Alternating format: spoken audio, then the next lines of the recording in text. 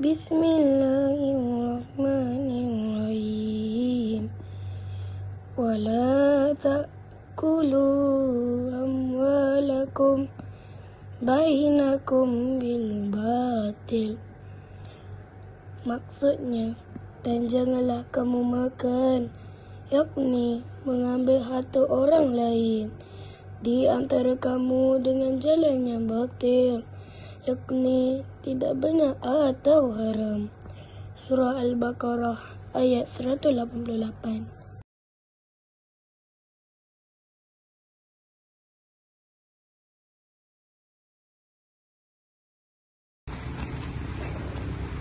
Assalamualaikum dan hai semua.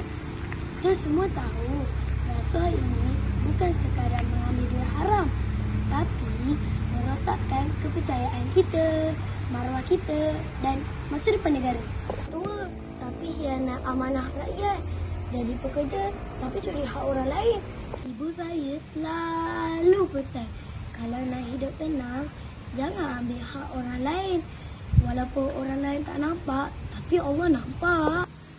Ayah saya selalu pesan, rezeki yang haram tak pernah diragukan. Sebab tu saya pilih untuk jujur, walaupun susah sekalipun.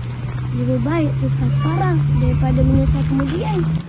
Kita generasi muda, kitalah harapan untuk ubah budaya ini. Kita nak negara yang bersih, pemimpin yang amanah dan rakyat yang bermaruah. Saya, Mama Akhi Rizki bin Anwar, akan menjadi hero anti rasuah, bersih jiwa, bebas rasuah.